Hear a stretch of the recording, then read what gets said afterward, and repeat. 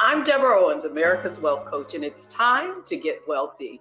You're going to learn exactly what you need to know and do to finally achieve the level of financial success you desire and you deserve.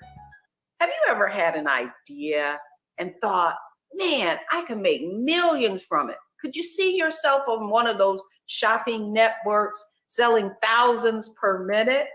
Well, guess what? You're in for a treat, because today is someone who not only brought her own product to life on shopping networks, but also is helping others. So here's the 3 takeaways from today's show. If you've got an idea, put that idea on paper.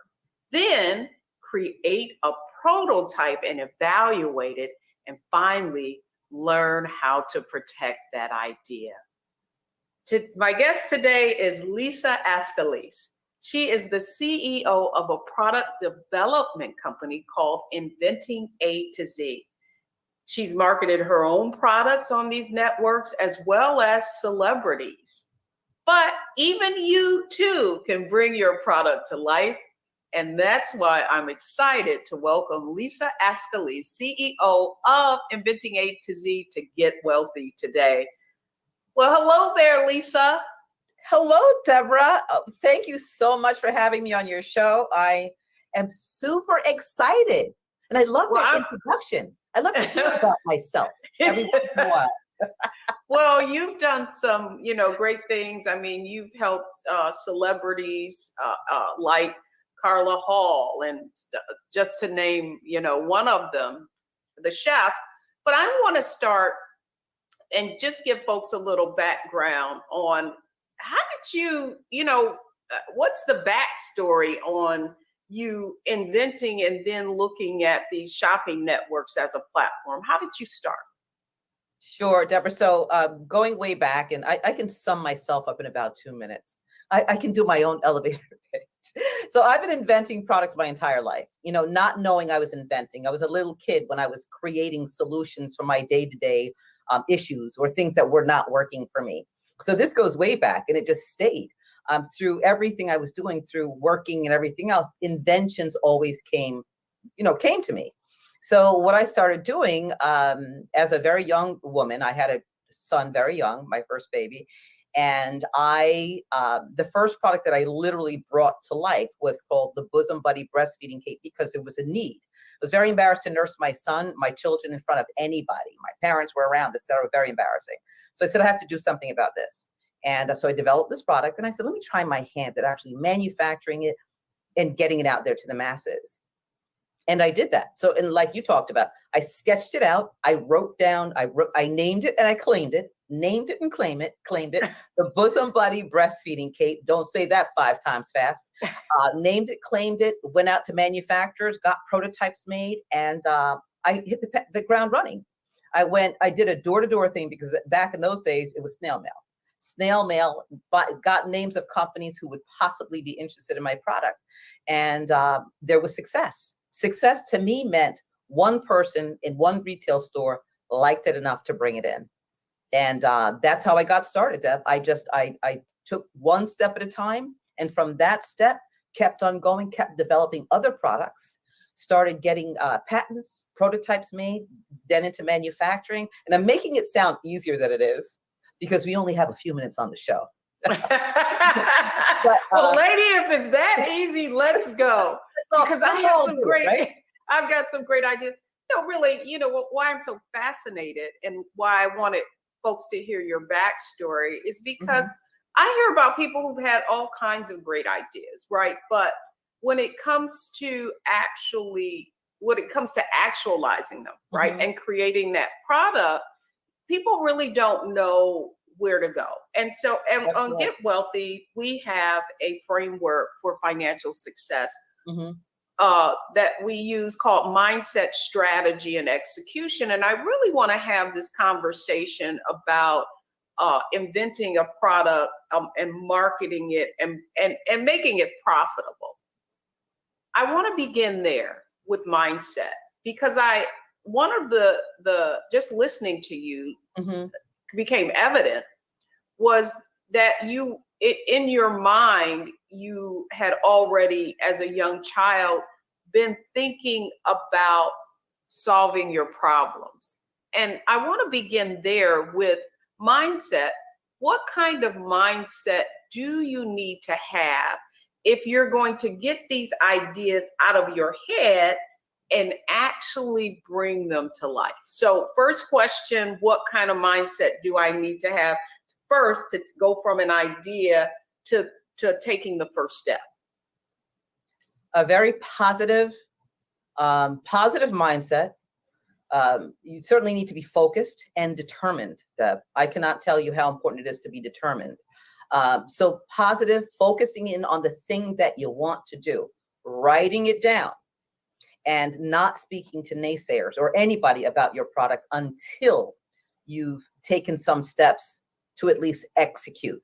And execution would be having a journal, writing everything out, and doing a little bit of research to see what products could be similar to your product idea on the market. Do a little research to see how those items are possibly selling. Do not be discouraged when you see a product on the market that's similar to yours. Don't be discouraged. That's the first thing people say to me. Oh my gosh, I had an idea and someone invented it. Remove that from your mind, because look at the cell phone, look at coffee pots. If there was one, we'd still be all using Mr. Coffee, right? If there was one. So there are ways of transforming products that existing products.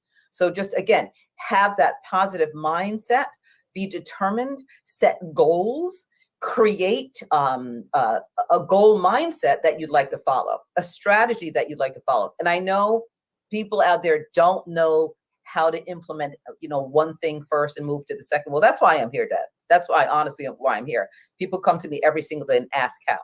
And I am certainly here to lead the way. But I can help by saying, if you're going to share your information with anybody, make sure you have a non-disclosure agreement in place. And I know that's one of the questions you'll ask. That's good. That's good, because that's exactly where I wanted to go. Mm-hmm. However, you said something interesting there that I think is critical. One of the points that you made was research, right? And Yes. to look out in the marketplace and determine if there are other products. And we know that in terms of protecting ideas, you need a patent. And one of the statements you made was that, don't be discouraged if you see a product out there like yours. How do you make sure that you don't have someone doesn't already have a patent, so that you're not going down a path and creating something that you won't be able to bring to market because it imposes on a patent that someone already has? Well, this is where there's a little bit of investment that goes into developing, or even your idea, right? So you got to put a little time and effort into what it is you're doing. So that is number one. You can get a patent search done. Okay. So you're spending a little bit of money to find out. But this is what I'm saying. Be determined first. Don't throw away money that you're not sure about. So be sure about what it is that you want to develop, because it could be out there. You could be developing something and infringing on somebody else's patent. There are many products on the market that are not patented, believe it or not. So the first thing that when you're shopping, your mindset is not, oh, I want to buy this beautiful, I don't know, briefcase. I wonder if it's patented. You're looking at the brand. You're not looking at the fact that it could possibly be patented. But if you are somebody who wants to patent a product, or you think you want to patent a product, get a patent search done. So a patent attorney can do that for you. Okay? So that's good. That's really good advice. Because my next question, and one of the things I have learned from trying to do everything on my own, is cut a check for speed, right? Like, I don't need to try to reinvent the wheel, because the most valuable asset we all have is time. And so to that end, my next question is, what is your creative product process with a client? So you're inventing A to Z. I want people to kind of understand what you do. So I come to you with an idea, and I say, Lisa, I have this kit that I want to develop that's going to make people managing their money, more effective. What would be your process with me? So the first thing I always say, Deb, I say, okay, how long have you had this in your head? Did you develop this idea yesterday? Did you watch Shark Tank last night and all of a sudden feel like you have a wonderful product that's going to make you millions? I find out that backstory because, again, it goes back to determination. So what I do is I take them through the walk. Why is it that you're developing this? Did you do your due diligence? Did you do a market research to find out how many people out there need your kit, need your packet that you're selling? Okay, that's important to do that first. And if it's not that, just say it's a comb and brush set, right? You're creating this beautiful new comb and brush set, brand new. It's never been done before. I walk down the same steps. Come to me, name it and claim it. And I say this step because when you name something, it becomes real. So name it, good. Right? Name it and claim it, and write everything down about it. What are the positives about the product? Make a list, almost like a pros and cons list. Who's going to use this? Can everybody use this? Well, you have a market. If everybody can use this product, then you have a market. Okay. Now I'm going to go past. I mean, there's a lot of in betweens, which you will ask me about, but think about how you're going to market it, because it's the most important piece. We're all of us are creative, right? We're all coming up with inventions every single day, and you don't know it. That's another thing. We're rigging things up in the morning. They're not working for us. But so you have this mindset that you want to market this product and make $1 million. Again, do your due diligence, do your research, and see what's out there. Marketing is the biggest hurdle that you have to jump over in order to get a product on the market. It's not easy. It takes work and determination. So again, do your market research, see what's out there, write it all down, name it and claim it. I would say also, once you've named it and claimed it, get a secure domain name. Just secure your domain name. And once you do those things, I think you will have that excitement to keep on moving forward, to keep moving forward through the process. And yes, you don't know the process. The next thing would be make a prototype. Get a drawing done, draw it up, write it out, and get a prototype made. It doesn't have to be perfect. It just has to look like it could somehow function. That's good, because when we come back, we're certainly, I want to talk about strategy. Okay. Because I often find that people have great ideas, but they haven't necessarily thought through the marketability, and you certainly brought that up. So next, we're going to strategy. What is the strategy now that you need to create so that you can bring that product to market and it is a viable and profitable idea? Don't go anywhere. We'll be right back.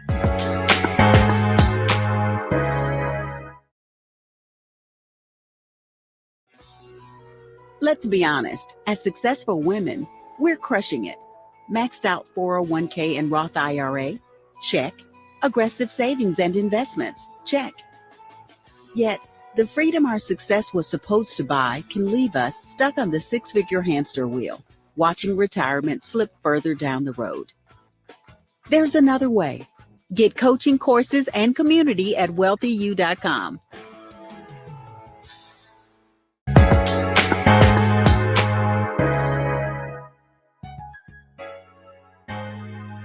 Welcome back, everyone. You're watching Get Wealthy, and today we're talking about getting wealthy through our creativity and inventions. And joining me today is Lisa Asfelice. She is the CEO of Inventing A to Z, and she's sharing with us how she takes an idea from idea, product, and to market.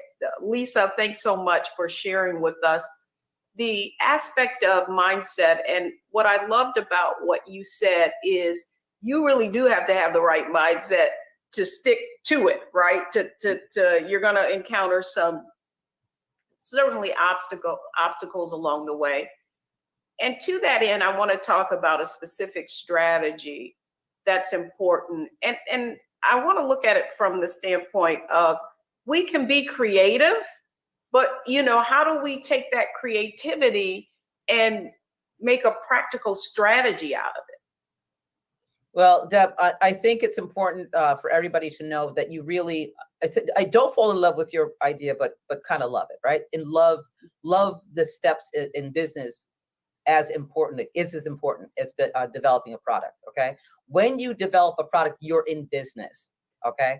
So the mindset has to be, in addition to being patient and persevere and have that determination, your mindset has to, if it was not in the business mode, you have to shift to business, because it is business. And the strategy in business is taking a look at the market, but naming your product, packaging it, and building a brand around that, okay? So when I say building a brand, logo, I use examples like Coca-Cola,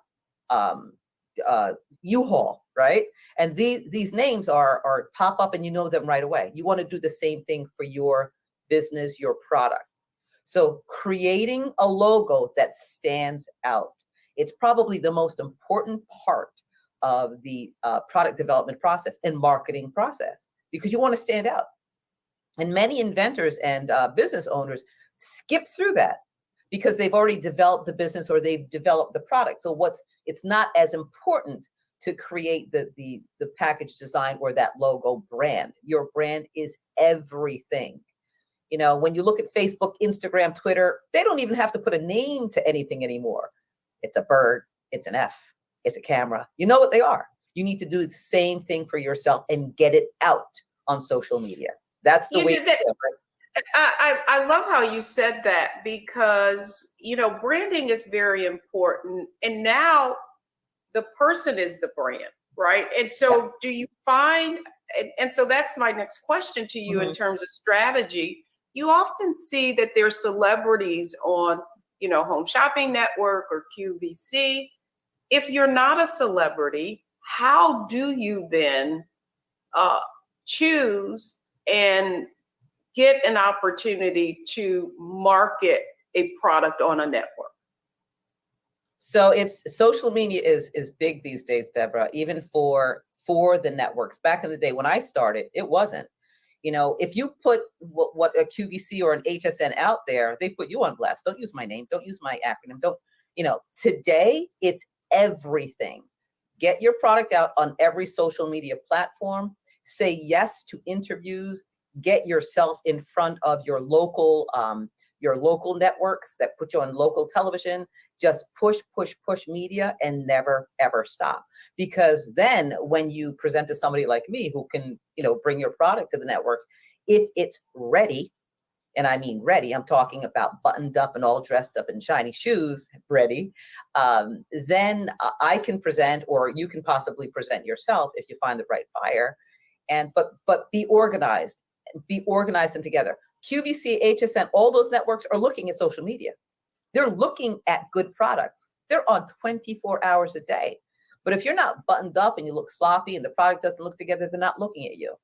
You have a better chance of getting into a network if you are showing that you're putting your product out there. You know, Damon John is a great example, or the Sharks. When you look at Shark Tank, they look at what you've done. How much have you put into your own product? That's impressive. How much have you invested? How vested are you, and how much have you invested in your product that you care so much about? So go ahead. The other question I have for you too is, you know, one of the points that you made was that, you know, don't be concerned if there's another product similar to it. I would love for you to perhaps give us an example of a client that you've helped that where there was already a product developed for it, but they put a different spin on it, and as a result, it was successful, and they were able to market it and it become profitable. Sure, I'm so glad you asked this question. I haven't thought about this product in years. So it's actually a jar opener, and I brought that to QVC many years ago. This it was a lid. It's called the lid lifter. It was called the lid lifter.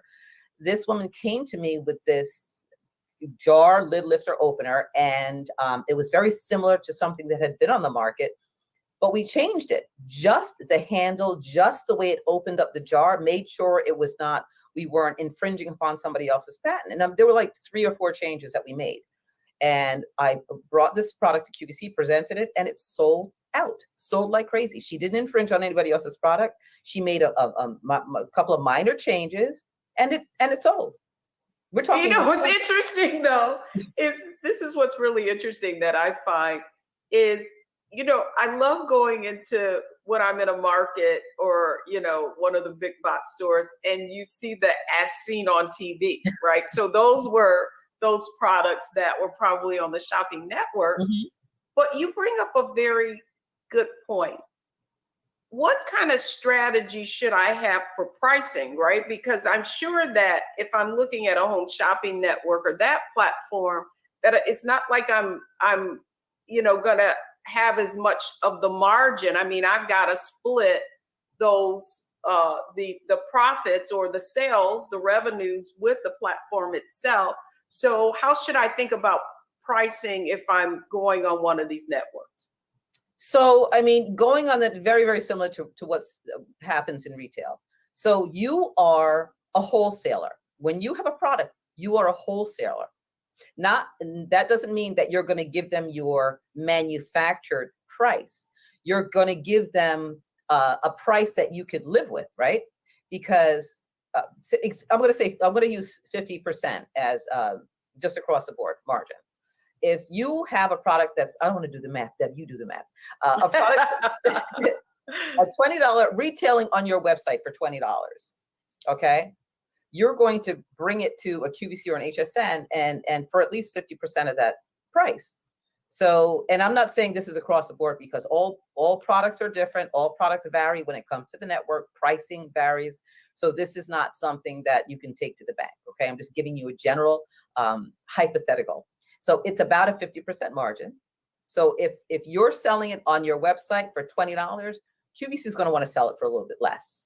All right. They wouldn't want to sell it for about $18.99 because they want to be the value, or $18.72. So you have to think about splitting that in half. So when you go to any retail establishment or shopping network, you want to make sure you have enough margin for yourself to sell it to them at a wholesale price. Okay. Wholesale to retail. When you're selling it on your own website, you're a retailer. When you're selling it to Target or to QVC or an HSN, you're a wholesaler. So just make sure you're a wholesaler. So what, the only reason I wanted to broach this is I could imagine, right, that if you go, and I want to talk about this in terms of execution and why it's so important for people to have the right strategy. Mm-hmm. You could find yourself, if you don't have enough margin, what we're talking about, or let's say your cost, right? So let's go to this jar opener. Let's say the cost to manufacture it after it ends up with packaging and all of that is, I don't know, $5, right? And you're selling it for $10. That's 100% markup, but not enough if you're going to split it with the profit, right? With one of these platforms, there's not really enough. And so I would love for you to share what some of the common mistakes you see people making when it comes to pricing. Right. Because they're, when people are developing products, they're not thinking about selling it to somebody else. Most people thinking, I'm going to make this product, I'll make 100% on it, I'll sell it on my own website, but you're not making a profit, you're giving your money away. So the strategy is take a look at your cost, right? So you're making something for $5, you're not going to sell it for $6. You want to be able to mark it up at least 3 times because there are going to be costs associated with any product. You know what I mean? And especially if you're the only one with this product, you create your own barometer. This is yours. This is the only product like this on the market. You have to be practical. You're not going to sell a can opener for $55 unless it's, it can dress you up and button your shirt or your dress and back. But you want to be practical while creating a price because they're going to take a look at other products that are similar on the market. So mark up, take your cost and triple it, and then negotiate. So if they say, it's a little bit high, you can come down. Now you have wiggle room because you've marked it up 3 times the amount. So you're profitable, and you obviously want to have a quality product too. You're not going to sell something that's, raggedy and you're selling. Yes. And then I love that. I love that. So not raggedy, but I really want people to think about this. That there is a cost of goods sold, right? So there's a cost in terms of it's not just your raw materials, but what you also have to consider is the marketing, the packaging, the particularly the marketing, because in order for you to get people to know about your product, you're going to have to pay for advertising or placement or whatever it is.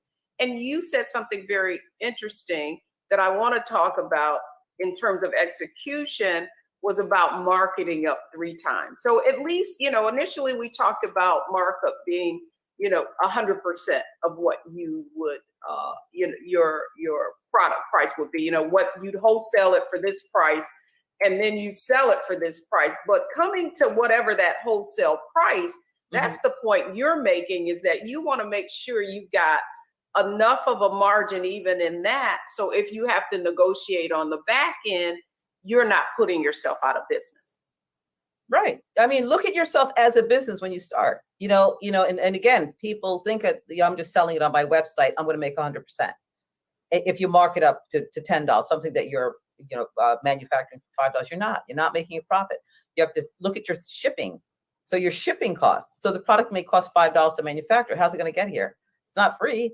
So you got to think about those costs that are. And you have people, you have a team, you have people that you're managing. You got to get it to market. That's right. So good, Lisa. When we come back, I want to talk about executing, because I believe that, and I certainly consider myself as, having this issue too, is you have these ideas, you come up with the strategy, but you don't execute. So when we come back, folks, that's exactly what we're going to talk about. So we talked about mindset, and Lisa said you got to have a positive mindset, stay away from those naysayers. Strategy, make sure that you've got your pricing right, your product right, your logo right. Now, you've done all of those things. What do you need to do next? Execute. Don't go anywhere. We'll be right back.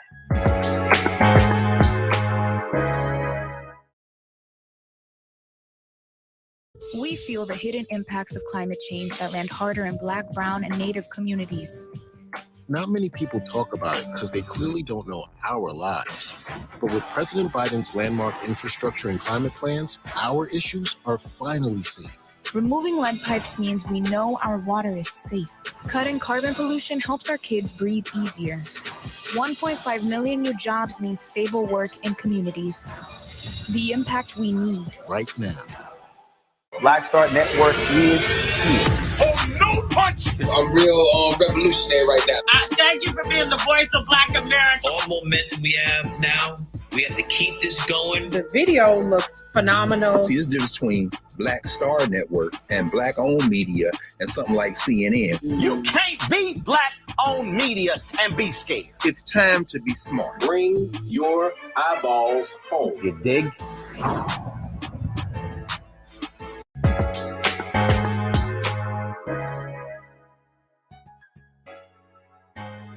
Welcome back, everyone. We've been talking with Lisa Ascalise from Inventing A to Z about her company and how she helps people bring their ideas to market and market them on some major shopping networks. So let's bring Lisa back. Lisa, so much wonderful information. And I think it's important that we help people understand how big is this opportunity? Like, give us some examples of people that you've actually taken through this process and they executed and had success as a result. Oh yeah, it's a huge opportunity, Deb. I mean, but if you're organized and you strategize, right? You know, a lot of people have businesses and products and they just think, look, I've done it now, that's it. Executing is strategizing on paper with a team, right? So you have a social media, a marketing team in place prior to getting your product even back from the manufacturer, knowing where you're going to sell your product, making a list, a cohesive list, where it makes sense to market to. So you want to come up with a marketing strategy. Some of the clients, I have a client, it's Create a Castle is a product. He came to me with a finished product. And today you'll see him. He was just on Shark Tank. He was on QVC. I brought him to QVC 3 times. Create a Castle. You talk about strategizing and determination. Wait a minute. Hold up. You got to explain what this is. Create a castle? Create a castle. What are you building a castle? Is it a model kit to build a castle? And why would you even want to do that? You sound like Damon John. I know. Well, maybe I'm not. Clearly I'm not his market. But just share with us the idea. Sure. Create a Castle it's a mold. It's literally a mold shaped like a castle that comes together in 2 parts. Well, now there's various parts. So this gentleman, Kevin, he was on a beach one day and he saw his kids struggling to make a sand castle and dig it out and so forth. He said, why don't I just make a mold that looks like a castle, put it together like 2 pieces and create castles on the sand? So he did that, I'm going to say maybe 7 or 8 years ago. And he just started trying to sell it, get it into retail stores. He had it manufactured, tried to get into retail stores, really tried hard. He came to a conference, one of my conferences where I have 2-minute elevator pitch competitions. Came to the pitch competition, he won and won my services for free. We then put together some strategies to get the product on QVC television and to really build it up, start marketing it, and got him on QVC 3 times, did extremely well with the sandcastle. And okay, now it's clear to me. I was like, over. Castle, what? But you know what? That's brilliant. You know why? It is brilliant. Because, I mean, think about it. Kids, you know, I can remember when my kids were young being at the beach and having to entertain them. And you're telling me that you could just give them this little mold and they can put that little sand in it and come out and have a beautiful castle. So his market is kids, but it's from the parents. And who, I bet you that was really visibly appealing too. But what do you think? He tried to do it on his own. I'd like to know what you did differently.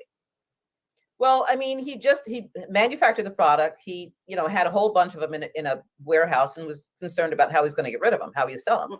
So when he came, I mean, it was just, it was a divine connection, honestly. And so I said, this is a brilliant product. It's a great idea. QVC loves lights. So let's get some lights on the sand that you're building, the sand castles that you're building, and presented it to QVC with the lights, told them that we had lights that we're going to put on the sand castle. And with that being said, turning down the lights at QVC and putting the lights on the castle was like a wow. It's a wow factor. So there have to be wow factors to a product in order to appeal to a television. So you mean you put what, LED lights or something on it so that the mold itself lit up? So remember, it's sand. So this product, he has sand and he has snow. So he creates sand castles and snow castles. So on that physical castle that's molded from sand and from snow, he put little LED lights all over it. So in the dark, this beautiful castle that's made by hand, and take a look at the website when you're supposed. Okay. It's amazing. So yeah, it was a wow factor. And what Kevin Lane did, was he took this opportunity that he had on QVC and ran with it. And that's what you do. You run with opportunities that you have in front of you. What's working? Take what's working and run as fast as you can with it and go everywhere. Now I can go into retail stores. I'm here. I was on QVC. I'm an as seen on, there you go, Deb. I'm an as seen on TV product. I'm an as seen on QVC product. I'm going. But everybody doesn't take that opportunity to run with the opportunities that they've been given. Well, Kevin? I'm so glad you brought that up, particularly because what you're talking about is like the ripple effect from that. So much of cost in terms of making any kind of product or service successful really is service. And getting on to a network where, I see people, they're glued to their television and watching this because it's also it's entertainment, right? Shopping entertainment. And you never think about that getting on one of those networks also is other media and helps you create a name and a brand for yourself, and also can do the reverse. He couldn't get in retailers before, but could he get in retailers after he went on Keep QVC? Oh my gosh, he won Toy of the Year. He won Toy of the Year. He's been on Shark Tank. He won on Shark Tank. He and his wife Lori were on, and they did a remarkable job. And as a matter of fact, I'll segue a little bit. When he was on Shark Tank, Damon John at first said, who needs to do that? We already have buckets or whatever he said. And then he wanted in. And so now it's been a thing back and forth with Kevin and Damon John. Damon John knocked over the sandcastle after the show because he didn't get to invest and he really wanted to. And at the end of the day, he loved the product because it was explained. It's for family purposes, families getting together on the beach and creating these enormous sandcastles out of this one little kit. So yes, there's opportunity. There are opportunities everywhere, people. Take advantage of wherever you are, whatever platform you're on, especially on a QVC. Even if you're on there for 5 minutes, even if you're on once, take that opportunity. You're allowed to use their acronym. You're allowed to use their logo on your site as seen on QVC if you were actually on there. use it to your advantage. It's, you're gifted. To me, you're gifted when you have get the opportunity to go on any of those shopping networks. There are hundreds of millions of viewers, eyes on your product. It's a short run, 6 minutes, 6-minute segment, but you're getting millions of viewers looking at your product. That's a great example too. I'm so glad that you shared that, because we were able to see full circle all of the elements to execution. So well, first of all, he actually manufactured a bunch of those products before he was even able to get into retailers. So what was his initial strategy? Was it trying to just distribute through his own website? It was bravery. That's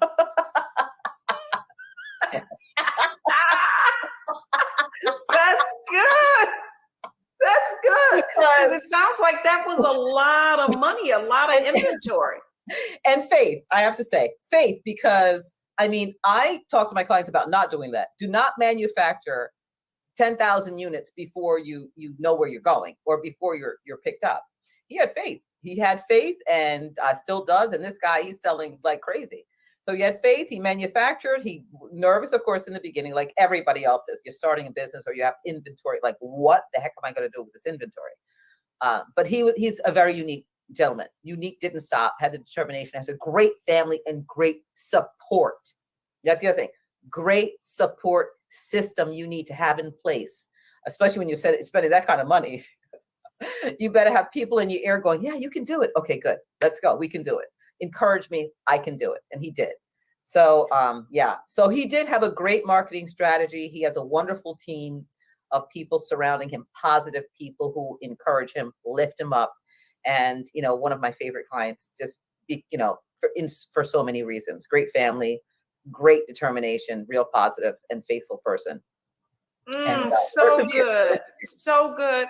And then lastly, how do you make sure that they're positioned for success prior to going on the network, so that it's not like, what kind of preparation do you have your clients do so that their launch on QVC is a success? Showing everything on their website. Have that website show up and show out. Just like I said, you got to be all buttoned up. You got to be all polished. Your shoes got to be polished. You got to wear your nice suit, right? So make sure your website has all of the information necessary. Have somebody else look at your website. Don't you look, and don't have your mama look at it, because mommy's going to say it looks great. It looks wonderful. Have a stranger who is in business look at your website and give an outside perspective. From a buying perspective, what's missing from that site. So you want to make sure you have video content, 30-second, not 2 hours. We don't watch 30-minute videos anymore. So 15 to 30-second content, multiple videos, multiple testimonials, and just make sure the product is being demonstrated and understood, clear and concise. 3 to 4 bullet points about the product, the why. The why is very, very important. Put the why, put a little bit of a bio on there about yourself, a little bit about yourself, and a lot about the product. So, now, why is that important though? I think oftentimes people say, I get on QVC, HSN, it's going to change everything. Why is it important that your website itself is set up? Is that because let you answer the question. Why? I want to know why your personal website is important to be successful during a launch. Because they're looking at it. So at the moment I contact a buyer and ask them for a meeting about a product, they're going right to your website. They're looking, they'll say, okay, I'm going to waste my time, or I'm not going to waste my time. I'm not going to waste my time. If I have to ask questions about a product, I'm not interested. Oh, yes. No, but the other question I have for you is, okay, I'm in. They've looked at my website. Oh, you're in. I'm in. I'm preparing for launch day. It's launch day. What do I absolutely need to be able to nail? On launch date? Yes. So now you're on air. Now you're going to be launching in your 6-minute segment, bullet points. Don't tell a story about your family history and all that. Let's just talk about the product. hello, introduce yourself very, very quickly. You have 6 minutes to do this. Bullet point the most features and benefits, the most important features and benefits about the product. Why should she purchase the product? 3 bullet pointed features and benefits, 3 to 4, and be ready. Look good, dress the part. Okay, very, very important. You're not going to wear a tuxedo if you're selling shovels, right? So dress the part and show up and show out.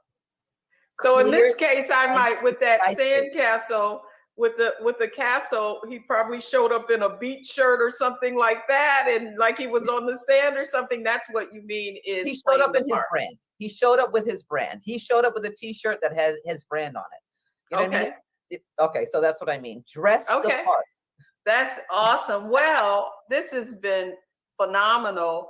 When we come back, it's analyze, optimize, maximize. I want to kind of recap. So think of this as the lightning round that we're going to leave people with. So they're already excited and they're thinking about, I'm ready. What do I need to do next? It's analyze, optimize, maximize. Folks, don't go anywhere. When we come back, we're going to summarize everything that you've learned from Lisa Ascalise, CEO of Inventing A to Z, on how to bring your product or your idea to a product to life. Don't go anywhere, folks. We'll be right back.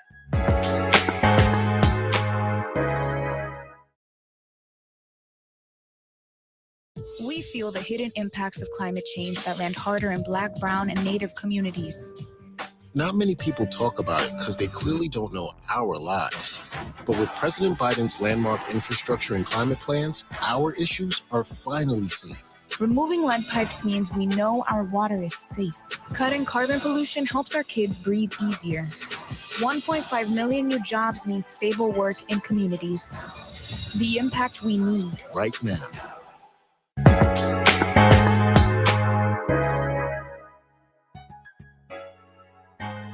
Welcome back, everyone. I'm Deborah Owens, America's Wealth Coach, and this is Get Wealthy. And today we've been learning about how to get wealthy by bringing an idea to a product and then marketing it with success.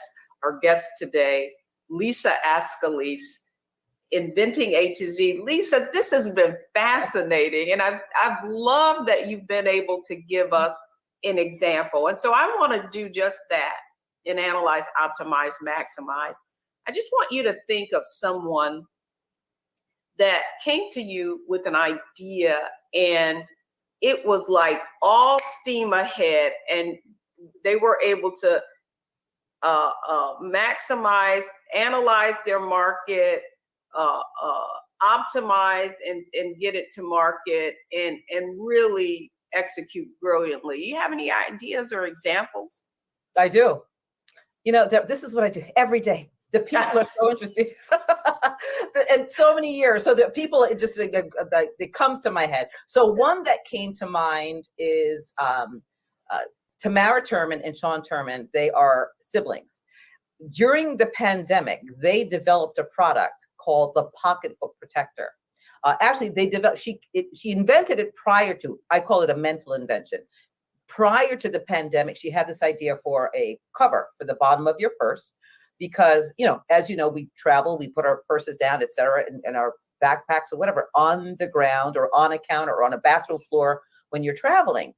So she came up with this idea, came to me, she built a prototype. I made some prototyping for her at the right time because it was during the pandemic that we manufactured this product. There was certainly need for it. Everybody was completely panicked about what to clean, what not to clean. So this product called Pocketbook Protector, she has in a disposable version. So you take it, throw it in the garbage after you use it, after traveling. And she's got a washable one, a reusable one that you throw in the washing machine and reuse it. So she used the opportunity, not even on purpose. It just happened to be good timing. During the pandemic, everybody was afraid of germs, as we still are, right? Panicked about what's going to make us sick and so forth. So she optimized the time to build the product and get it out to the market. So we manufactured it, marketed it, and now it's everywhere. Now it's selling. Pocketbook Protector from prior to the pandemic, during the pandemic, and here we are now marketing it. Because this is something everybody can use, who carries a bag, who carries a briefcase, a backpack, that's everybody, right? And puts it on the floor. I don't leave home without mine. So and it was optimal time.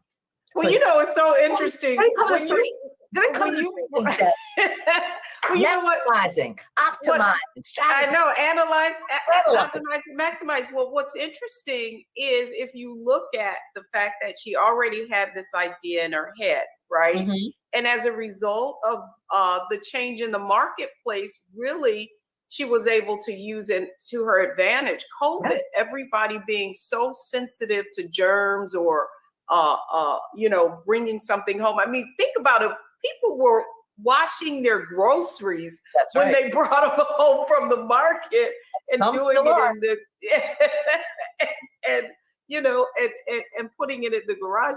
But I'll be honest with you. One of the things I thought about, Lisa, and you're going to think this is so funny.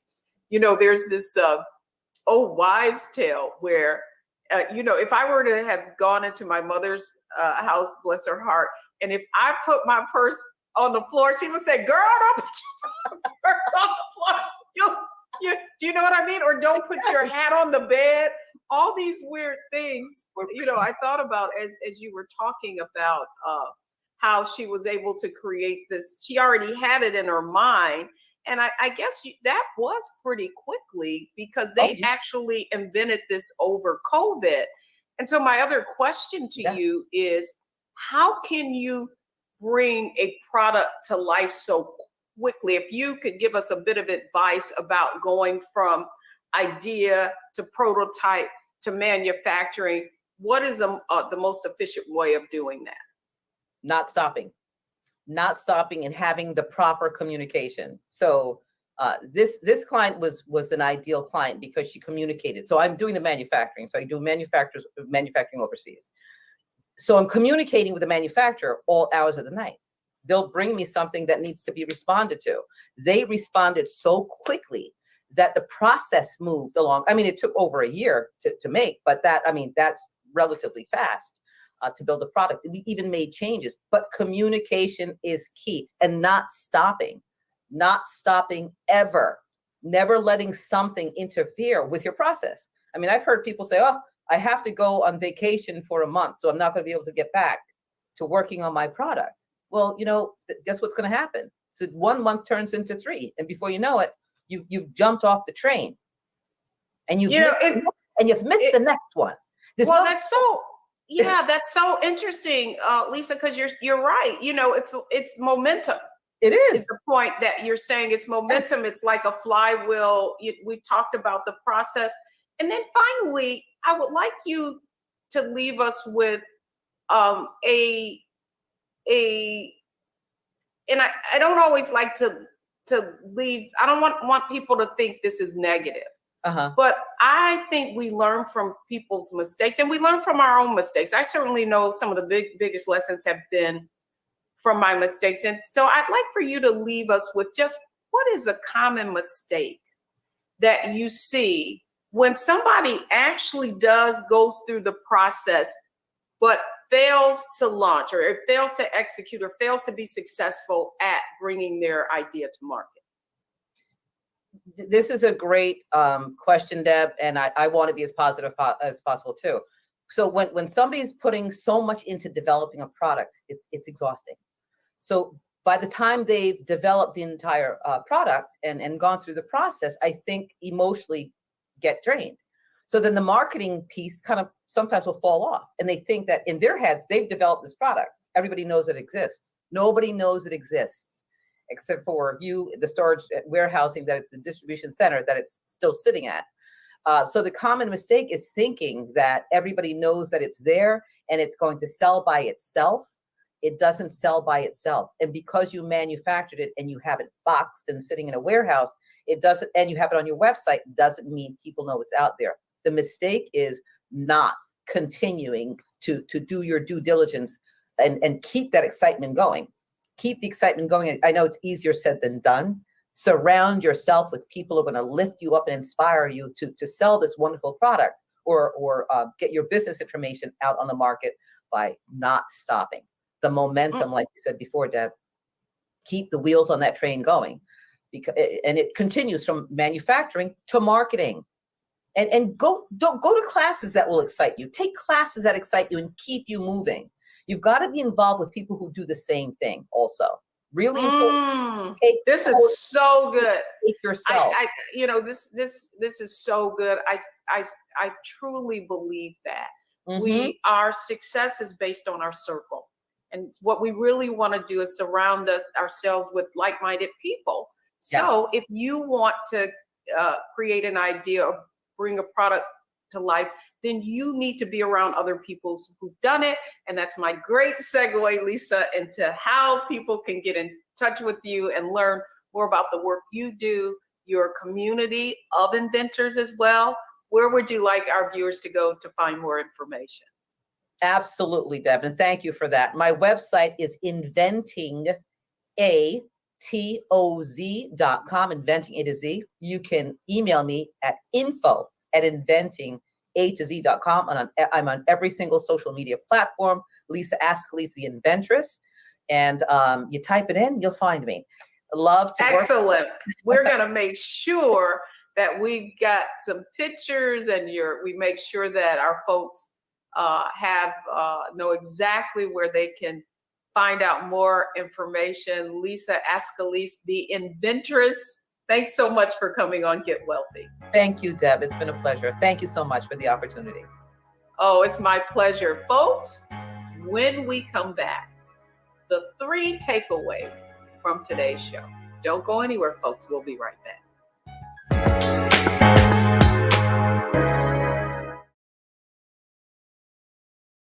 When you talk about blackness and what happens in Black culture, we're about covering these things that matter to us, speaking to our issues and concerns. This is a genuine people-powered movement. There's a lot of stuff that we're not getting. You get it, and you spread the word. We wish to plead our own cause.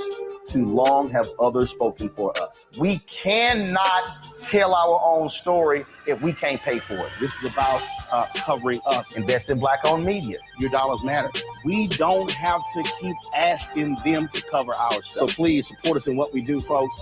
We want to hit 2,000 people, $50 this month, raise $100,000. We're behind 100,000, so we want to hit that. Your money makes this possible. Take some money orders. Go to P.O. Box 57196, Washington, D.C. 20037-0196. The Cash App is $RM Unfiltered.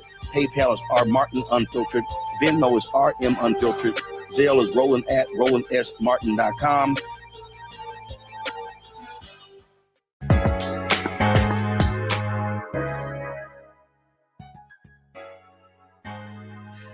I'm Deborah Owens, America's Wealth Coach, and I hope you enjoyed today's show on getting wealthy through inventing and bringing products to life.